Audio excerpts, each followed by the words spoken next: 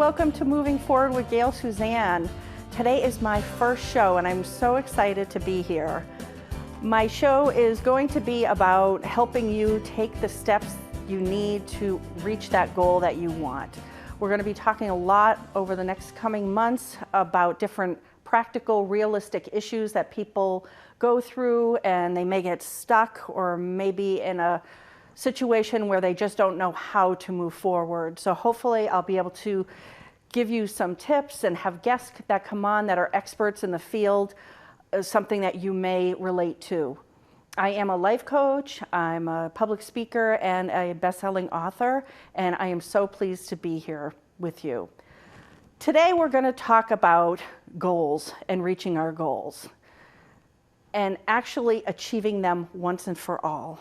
How many of you have had the same thing on your to-do list or your New Year's resolution list for the past 15 years? And it's always been in the back of your mind, nagging at you, I have to get this done.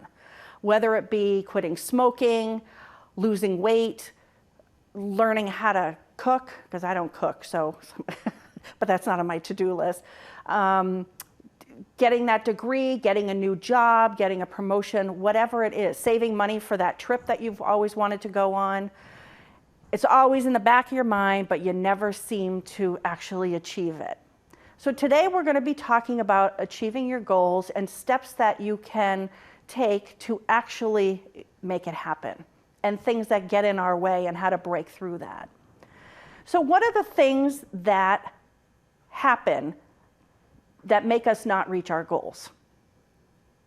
Well, one of the first things is time. We say to ourselves, we don't have enough time. The project is too big, it's too overwhelming, it's going to take too much time.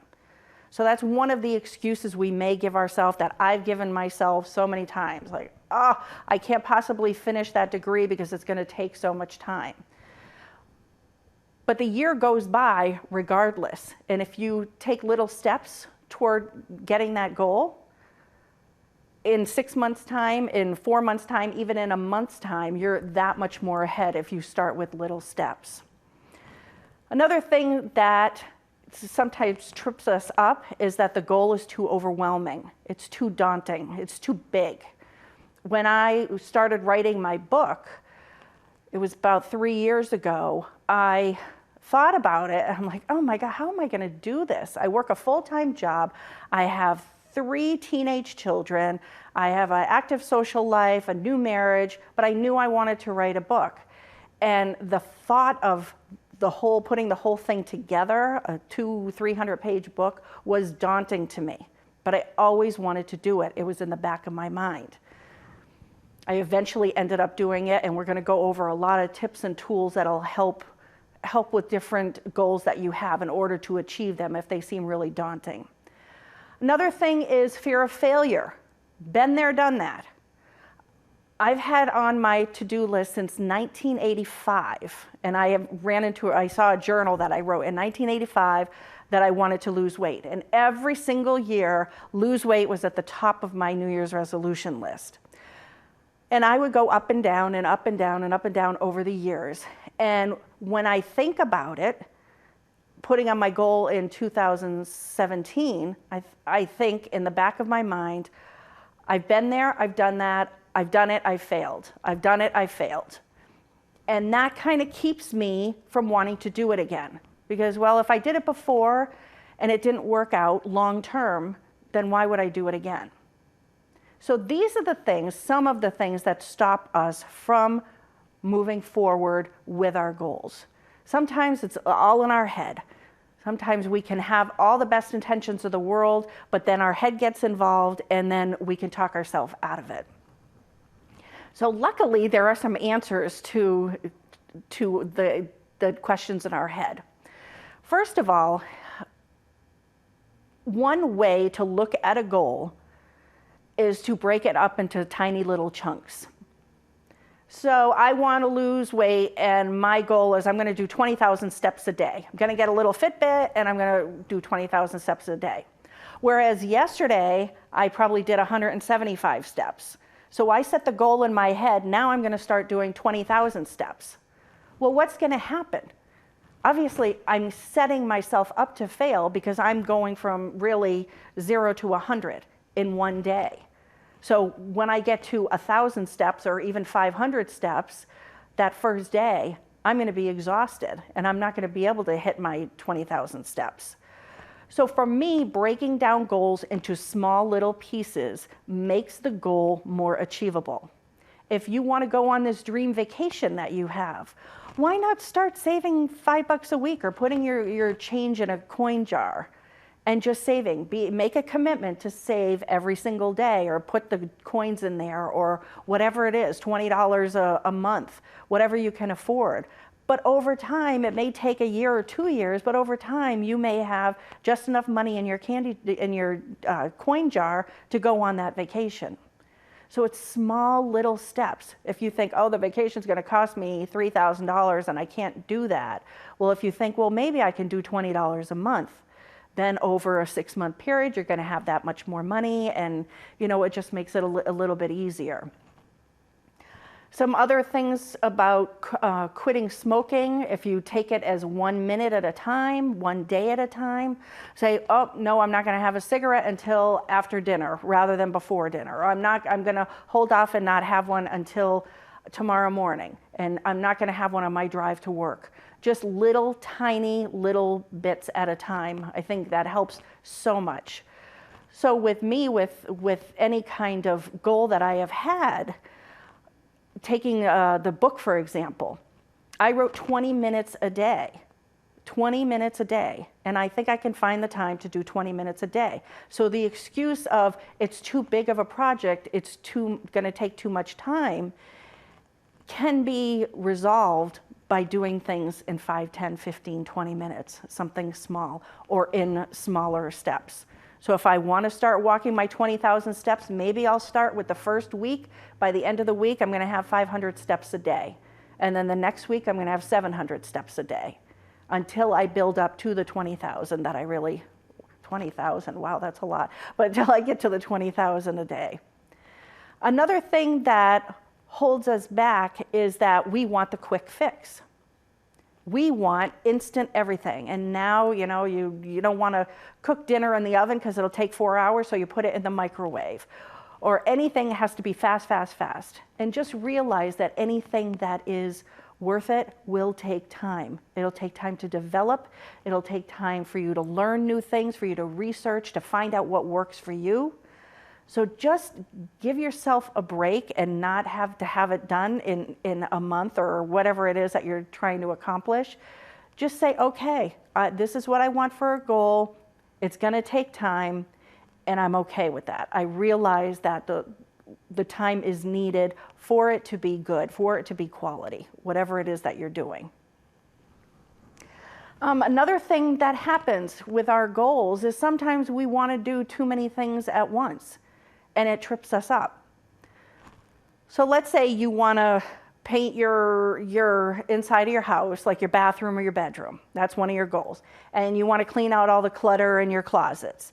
And you want to lose weight. And you want to get another job and go to school. And you want to stain the deck in the house. I'm thinking of all these household things. But if you have 15 things on your to-do list, it gets very difficult to do one in a complete way.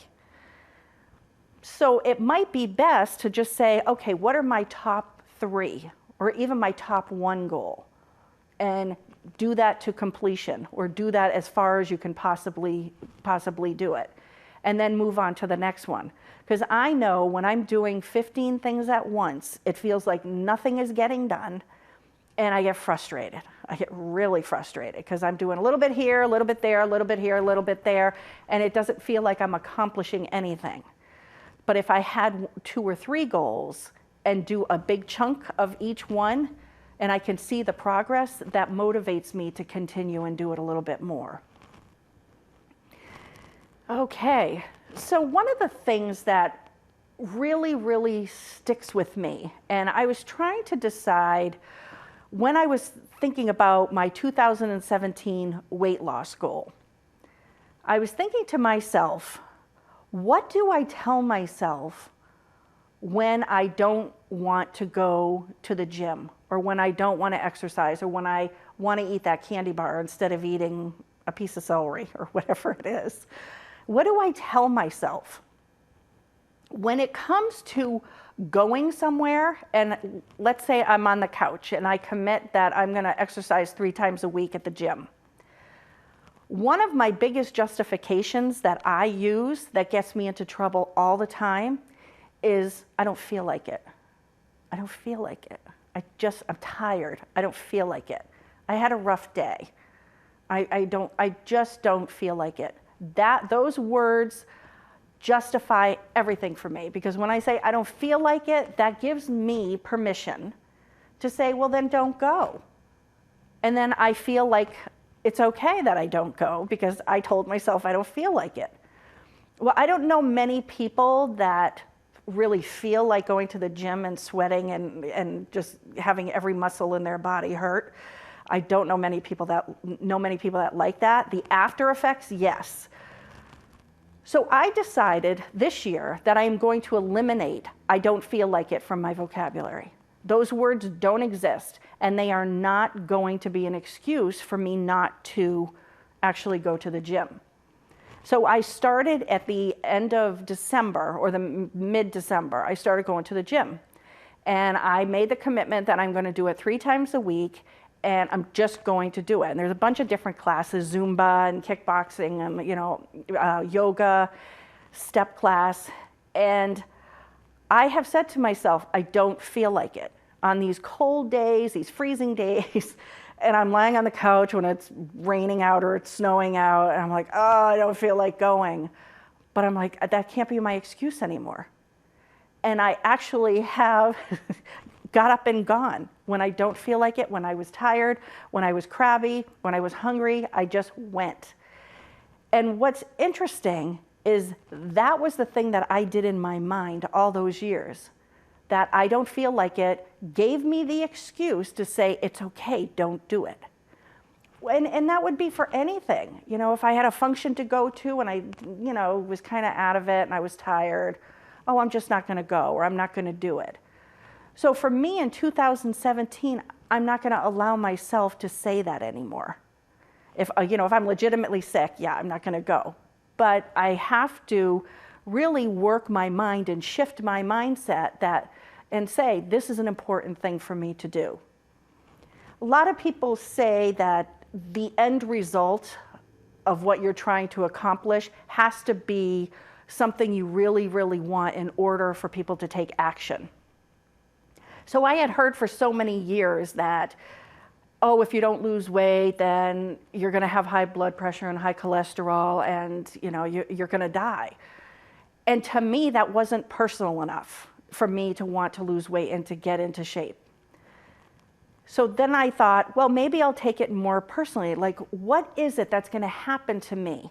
And maybe not tomorrow, maybe not in a year, but in like 10 years from now or 15 years from now, if I don't take care of my health and my weight. And I want to be stronger. I want to be a stronger, healthier person. And the one thing that really stuck with me was thinking that when I have grandchildren, which I could have in the next few years, when I have grandchildren, I don't want to be able to, or I want to be able to be strong and to play with my grandchildren, play with them on the floor, be able to pick them up, be able to swing them around, be able to walk up a flight of stairs with them, rather than being winded going up a flight of stairs or being exhausted when they come over. And I thought to myself, wow, that's quality of life. So I'm not thinking of me having a heart attack or a stroke. I'm thinking, what will really impact me? Well, that would impact me because I, would be sick. But what would really personally impact me is if I couldn't spend the time that I wanted to with my grandchildren. And I'm in my 50s, so it's time for me to really, really take this seriously and really say, enough's enough, it's time. So that's my spiel with that. But I really believe that a lot of times we will justify our not doing something with our goals is by saying, I don't feel like it. I don't feel like saving money this week. I don't feel like, $20 a month is maybe 3 lunches at work. If I get 3 sandwiches at lunch with a water or some kind of drink or a side dish, that's $8 a day. So $3, 8 times 3 days a week is $24. That's in 1 week. So if I bring a sandwich to work 3 times a month and I want to save $20 a month, there it is. It's just making small little choices and small little shifts. Another thing that keeps us back from obtaining our goal is perfection. Trying to be perfect at everything. Trying to have everything absolutely just so and immaculate and perfect, and we lose sight of where we really want to go. I'm not saying don't do your best, do it with excellence, do it the best you can possibly do, but let go of the perfection. Because sometimes we don't take that last step because we don't think it's good enough or for our own standards, even though we've asked other people and they're like, yeah, that's fine, that's awesome, go for it. But our own idea of perfectionism stands in our way of taking that next step and moving forward. So be easy on yourself. Just say, this is the best I could do with what I know now. Maybe next time it can be better when I learn, when I grow, when I get information from other people. But for right now, this is the best I can do, and I'm going to go forward with whatever it is that I'm doing. And I'm going to let the perfectionism go. And then I'll learn as I go. You know, sometimes things don't have to be perfect. You just have to learn along the way. Be aware of your negative self-talk. I know this is just a mindset thing, and it can go back to, I've been there, done that, I've been there, I failed, I'm not going to be able to do it. Well, you're a different person now. You may have tried this goal, 3-4 years ago, let's say going back to school or trying for that promotion at work, and it might not have worked in the past, but today is a new day. You have learned, you have grown, you have had mentors in your life, you're just a different person now than you were a few years ago.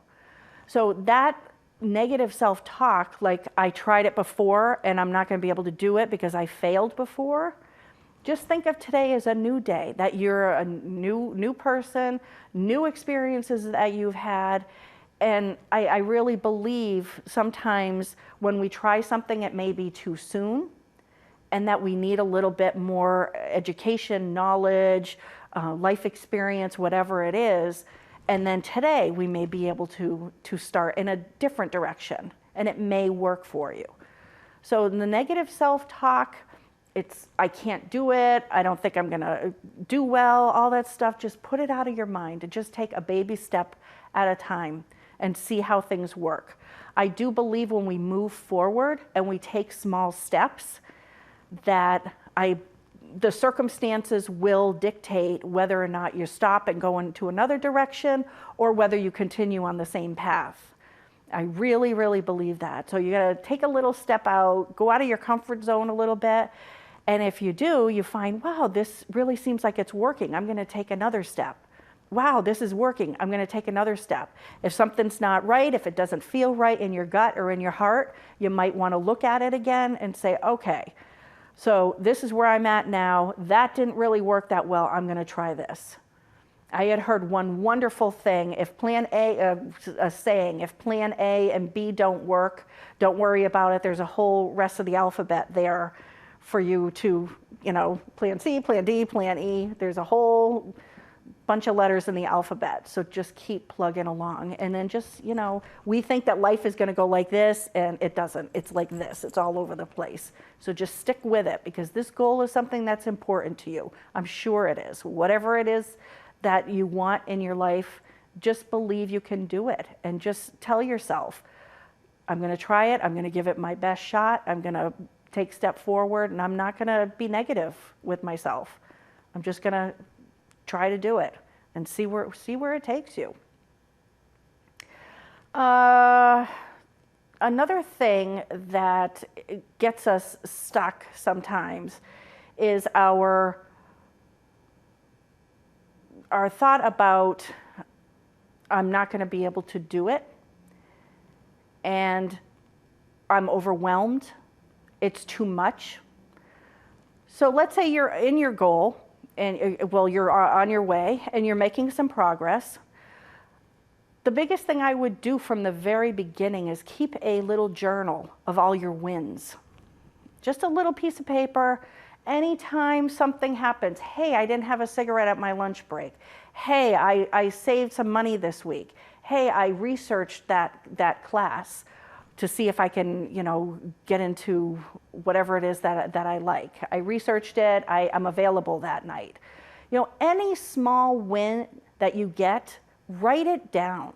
Put it in a little piece of paper, throw it in a jar, or keep it in a journal. This is gonna be your motivation for when you get exhausted and overwhelmed and tired. Because Lord knows we all get there. When I was writing the book, there was times where I thought, oh my God, there's no way I'm gonna be able to finish this. And I took a little vacation from my goal, and I think that's okay sometimes too, as long as you have another start date.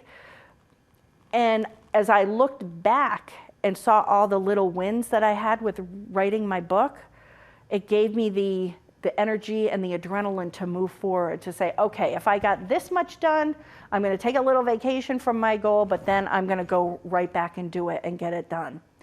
And what really helped me was my journal, my gratitude journal, or my win journal, whatever you wanna call it.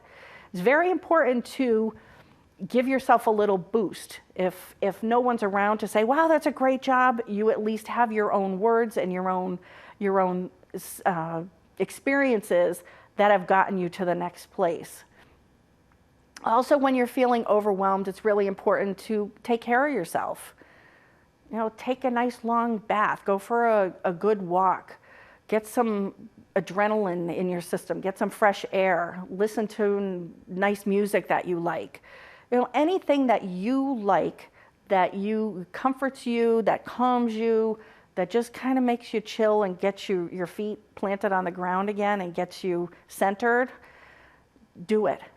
Just do it. Take 10 minutes every morning and meditate and just be quiet and just breathe. Sometimes it takes just breathing, because when you're overwhelmed, it overtakes you. And sometimes it's really scary. So it's really important to have self-care during your life, but especially when you have a great big goal that you're trying to achieve. So those are a few tips. Those are a few things that had helped me. I'm happy to say that I've been going to the gym and don't fear looking like a fool or an idiot. I've stepped on more people's feet and I've punched myself in the face during kickboxing, and I've done everything, but I feel so wonderful afterwards. And I know with the goal that you have, once you take that step out and once you get a little game plan, then it's gonna work for you. Just take little by little, day at a time. And if you are confused or not sure how to do it, ask somebody for help. Find somebody who's done what you want to do and ask them, how did you go about doing this? Just see, hey, can I talk to you about this? And just come up with some questions. And people love to share their success stories. They love to share how they got from here to there. A lot of times they're going to tell you it's been a journey and a lot of hard work, but I have known in my life that things that are worth it in the end have taken a lot of work. So I am going to wrap up, and I just know that you can achieve your goals this year, and I am so pleased to be able to just share these things with you. So if you have any questions or anything, you can go on my Facebook page, Gayle Suzanne, or go on my email me at gayle@gaylesuzanne.com. And thank you so much. It's been a pleasure. Be blessed. Bye-bye.